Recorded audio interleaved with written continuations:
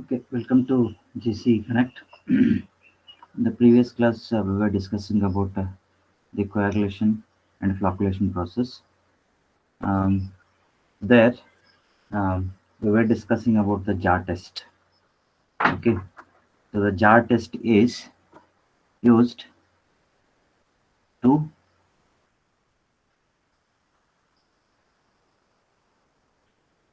we were discussing about jar test. So this jar test is used to optimize the dose of the coagulant. Okay, to optimize the dose of the coagulant in the sense, the previous class I was explaining about the how to conduct this jar test. Okay, means it's only used to optimize the dose means how much quantity of any coagulant,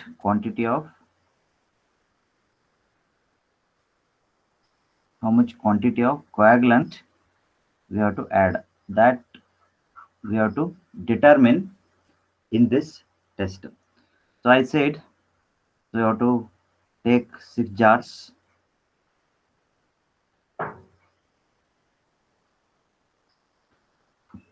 6 jars you have to take it. Okay, then you have to add the contaminated water or the colloidal solids containing water 1 liter, that you have to add 1 liter to each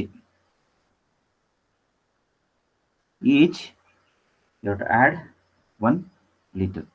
Okay, then after adding 1 liter of uh, colloidal solids containing water, then add increasing is the first step. Then the second step, add the increasing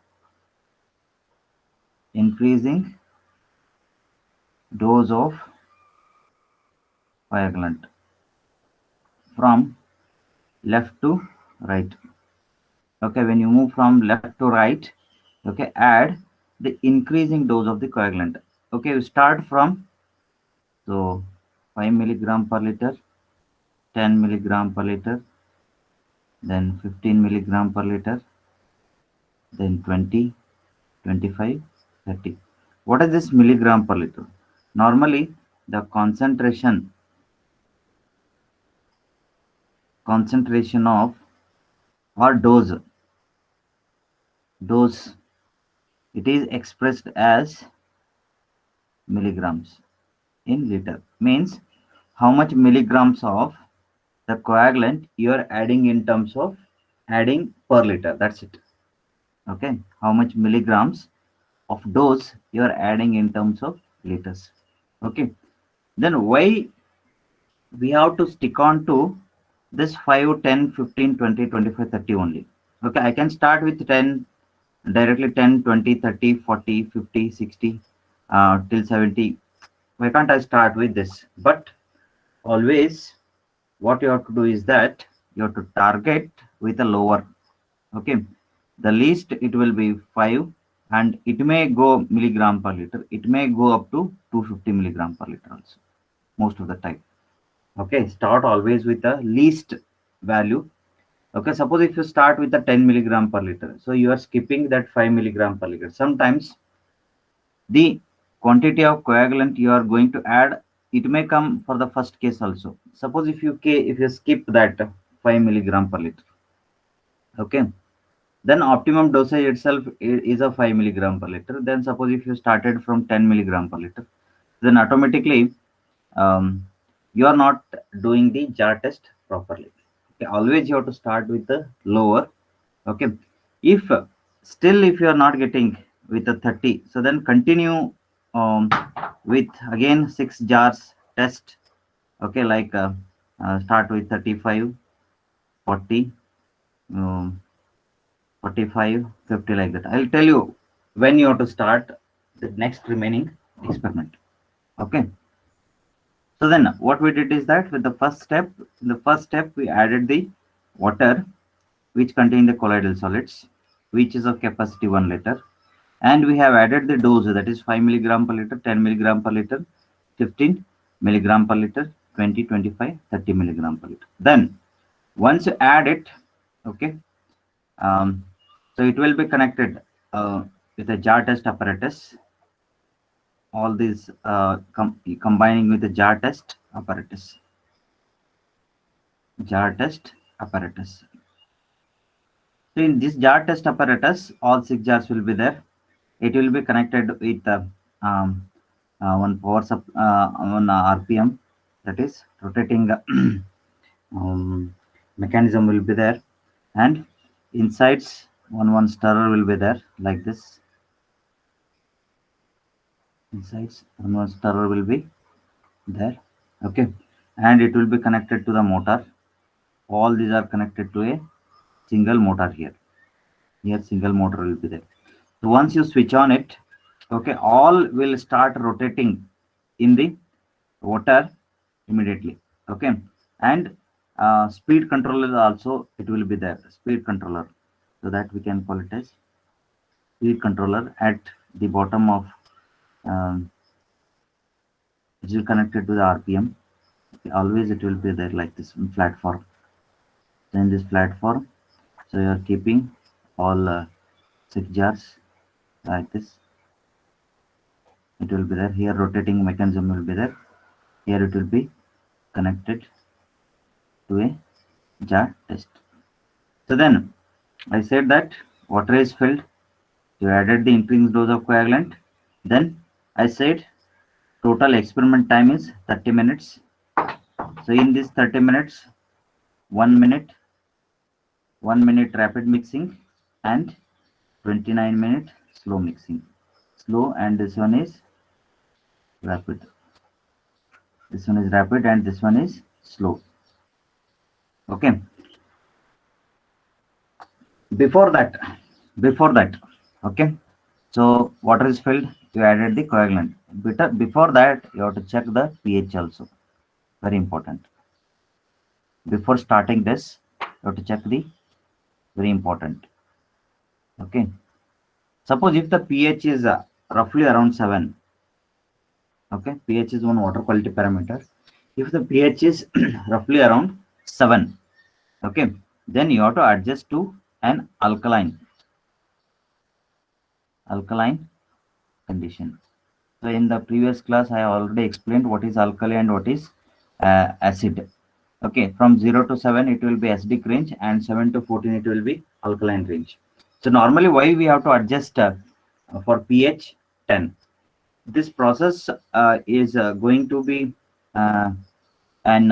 most efficient in case of the pH is in alkaline range. Suppose if you are adjusting the pH of all these water quality, all these waters, 6 jars waters, okay,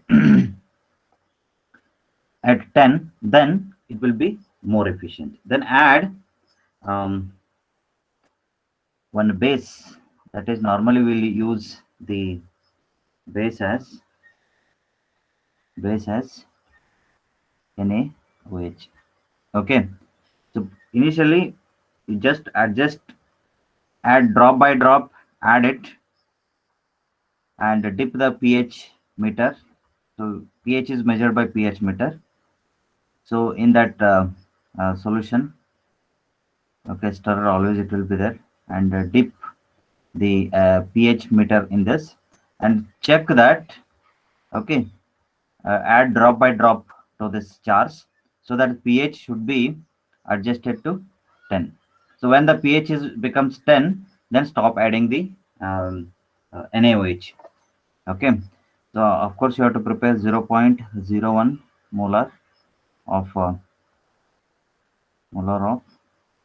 NaOH. I'll explain what is molar and normality in the further classes. Okay, so molar and normality, they are the used to make the strength of the solutions. make the strength of the solutions. Okay, so then you have to start with the mixing process. So 1 minute for rapid mixing and 29 minutes for slow mixing. So then, so rapid mixing, always it will be speed, it will be RPM speed. So once all the things are over, you have to start 100 RPM. And slow mixing, that is roughly around 30 to 40 RPM, you have to fix it. Okay. So once it is over, once it is over, you have to measure the turbidity. So the turbidity is measured in terms of NTU. Unit is NTU. Why we are measuring the turbidity? So turbidity represents, so how many solids are left after coagulation process. So how many colloidal solids are left after coagulation process. And also remember that before starting of this experiment, before mixing time or before adding any of the coagulants, you have to measure the initial turbidity also. So this is what the final turbidity, and you have to measure the initial turbidity also. This is before mixing. Okay, assume that the initial turbidity is, assume that you have 100 NTU. Suppose in the first jar, if you are getting 10 NTU, then means the removal efficiency is 90%. The removal efficiency is 90% for the first jar. Similarly, for the second jar, suppose if you got 20 NTU after coagulation process, then the removal efficiency is 80%. Okay, 100 only remaining is 20 NTU. Remaining 80% is removed and it is settled in the bottom of that tank. I already said that how the coagulation process is going to happen. So once you add the coagulant, so initially you will go for the rapid mixing. During the rapid mixing process, all these particles will bombard each other. Whatever the colloidal particles will be there, bombard each other. During that time, almost 90% of the energy is lost by that charged particles. I already said that the colloidal particles are charged particles. Charged particles. So once you bombard each other, what will happen is that almost 90% of the energy is lost. Once the energy is lost, all the particles will settle at the bottom and combine each other and settle at the bottom. And this mass is going to increase. Once the mass is going to increase, even it will settle under the influence of the gravity. It will settle under the influence of the gravity. Okay, then you have to plot the graph once the experiment is over, and also you whenever you are measuring the turbidity, measure the pH also, final pH of the all 6 jars. Okay, so this is how you have to tabulate it. Okay, for example, when you are conducted, the date of flocculation period with RPM, what RPM you set, and settling period, normally it will be of 10 minutes. I said that total 30 minutes it is the mixing period, and 10 minutes you wait it so that all the particles will settle. Okay, then jar numbers. So here 1 2 3 4 5 6 you have. Then you have pH. Okay, in the pH what you can do is that make two columns again, initial pH and final pH. Okay, then turbidity, that is initial turbidity and final turbidity. Okay, if you want measure, you can measure the color, alkalinity, time. Okay, this you may, if you want, you can do it, otherwise not required. Okay, if you want, you can measure it. Okay, or it is not required, but these all the things are required. Okay, the jar number, pH, turbidity. Along with this you have to add one more column, that is two more column you have to add. These are optional. Okay, these are optional. From here to here, these are optional, but these two are important. This column you can add it. Dose of coagulant added. Okay, then ml of coagulant added. Ml of coagulant added. Ml of coagulant added. What are the dose? The dose we already know. That is 5 milligram per liter, 10 milligram per liter, like that. Okay. See, when it comes to ml of coagulant added, okay. Suppose how exactly this has to be calculated. Assume that you have two types of solutions will be there. One is stock solution and one more is standard solution. Standard solution. What is this stock solution? Stock solution is always with a higher concentration. Stock always it will be higher concentration. And standard the solutions what we are talking about this 5, 10, 15, these are all the standard solutions. See, whenever you are preparing any of the solutions, standard solutions, you have to use the stock solutions. Then how to prepare the stock solution? That also I'll tell within 2 minutes. Stock solution. For example, aluminum sulfate, alum is there. Assume that you are using alum. Assume that you are using alum. You are using alum. So alum is Al2SO4 thrice 17H2O. This is their fund. First find out molecular weight of this. Roughly you'll get it around 278 grams. Always the molecular weight is the combining of, it will be combining of all atomic weights. Okay, so atomic Al into 2 plus S into 3 plus O is how much? O whatever is there 7. Then you have, so that for all you have to add the atomic weights of all atomic weight of all elements. So elements means Al is element, okay, sulfur is element, oxygen is element, and hydrogen is element. Okay, so which are these atomic weights? How you can see this in a periodic table? In the periodic table, if carbon is there, okay, just go through that once. So here always at the denominator it will be atomic number, it will be atomic weight. Okay, the top portion you have to consider it. That number you have to add here, and how many elements are there, how many ions are there, that you have to multiply it. Okay, that is how you have to calculate the, for example, if aluminum sulfate is there, it will be 278, and always it will be in grams. It is a gram molecular weight. Remember, gram molecular weight. Okay, suppose if I want to prepare the stock solution of alum, if I want to prepare the stock solution of alum, then how I have to prepare it? Suppose if you take 1 gram, if you weigh 1 gram of alum, and if you dissolved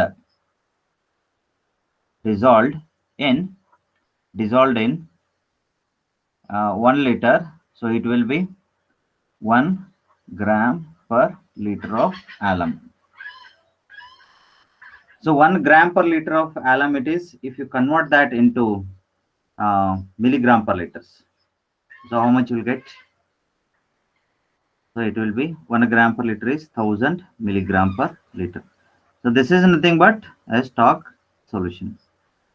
So comparing with 1000 milligram per liter and 5 milligram per liter, comparing with the 1000 milligram per liter and the 5 milligram per liter, comparing with the 5 milligram per liter and 1000 milligram per liter. So 1000 milligram per liter higher concentration, that will be considered as a stock solution. This will be considered as a stock solution. Okay. So then what you have to do is that from 1000 milligram per liter, you have to prepare 5 milligram per liter. Then how I have to prepare it? So we already know some of the standard formulas to calculate it. That is N1 C1 V1 is equal to C2 V2. You might be already know those who are from diploma background. Okay, this is the formula we will use it. Okay, N1 V1 is equal to N2 V2 or C1 V1 is equal to C2 V2. What is this C1? C1 is the related to the stock solution, and this is related to a standard solution. So C1 is 1000 milligram per liter. We prepared it. We don't know how much you have to add it. Okay, here I'll write it. So here I'll write it. So we have C1 V1 is equal to C2 V2. C1 is, this is related, I said it is, I prepared stock of 1000 milligram per liter into X.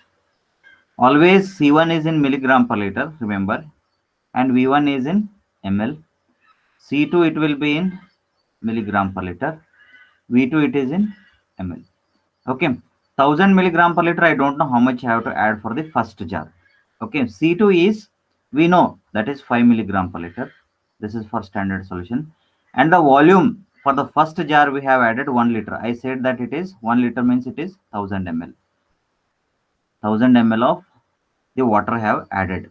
Okay, 5 milligram per liter I have add to 1000 ml. But I don't know how much ml I have to take it from 1000 milligram per liter and I have to add it to this first jar. Okay, then do the calculation. So X is equal to 5 milligram per liter into 1000 divided by 1000. So 1000 get cancelled. Okay, 1000 milligram per liter and 5 milligram per liter. This one is 1000 milligram per liter and this one is 1000 ml. So milligram per meter, so it will be remaining is ml. So then X, whatever it will be there, it will be 5 ml. Then 5 ml of this 1000 milligram, I have to pipette it out using a pipette. Then I have to transfer to for the first jar, and then I will get 5 milligram per liter. Similarly, for the second jar, how much I have to add? Do the same calculation. So again, apply C1 V1 is equal to C2 V2. So then here it will be 1000 milligram per liter. This will not change, and I don't know how much I have to add. C2 for the second jar, how much I have to add? I have added 10 milligram per liter into, for that I have added same 1000 ml. Okay, so then your X will become 10 into 1000, 10 milligram per liter into 1000 ml divided by 1000 milligram per liter. This one get cancelled. Okay, milligram per liters. Then it will remains. So total 10 ml. So then for the second jar you have to add 10 ml, and for the third jar you have to add 15 ml, and the fourth jar you have to add 20 ml, like that. Okay, then this column has to be filled. The second column what I am talking about, this is about the second column. Then ml of coagulant added, then dose of coagulant that is added. Okay, these two column you have to add. Okay, initially note it down. Even the color alkalinity, if you want, you can do it, otherwise not required. And finally what you have to do is that once this is done, once experiment is completed after settlement, even if you measured the final turbidity, that is the residual turbidity also, then finally you have to plot the graph. Okay, percentage removal versus the concentration or dose in milligram per liter or or concentration in milligram per liter. Okay, percentage removal and dose, or residual turbidity versus the dose, same. On the Y scale, either you go for percentage remole or with a residual turbidity, and or we can go with the residual turbidity percentage versus the dose. It will be in, so it will be 5, 10, 15, 20. Okay. Suppose in which jar you are going to remove the highest, this is the peak. So that will be your, the graph will come like this. Or sometimes if you are going with, this is the graph with respect to percentage removal versus the dose. The one more curve, it will come like this. It will be in reverse way. It will be in reverse way. So this is the curve with respect to the residual turbidity versus the dose. Okay, this type if you are getting means you have to stop conducting the experiment. At the first time it is going at the low and it is still it is, this is the optimum dose. So this dose you have to consider and you have to add for the highest removal. Okay, highest removal. The same point we have to consider for even if you are conducting in your um, uh, even if you are conducting it in um, the laboratory process, or if you are same you have to transfer to the field also. Okay, this is completely about the jar test apparatus. Okay, um,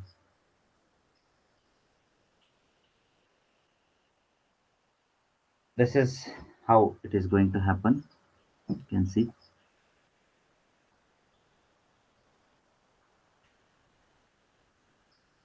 For 1 minute, whatever you will do it, this is a flash mix. 1 minute. Okay, this is, we can call it as slow mixing. See, flash is whatever I said that 30 minutes experiment will be there. So for 1 minute, whatever doing, that is the rapid mixing or flash mixing, where the colloidal particles are to be bombarded each other, the 90% of the energy is lost. And in the second flocculation process, so slowly, whichever the lost particles will be there, it will settle under the influence of the gravity. So that will comes under the part of flocculation. Okay.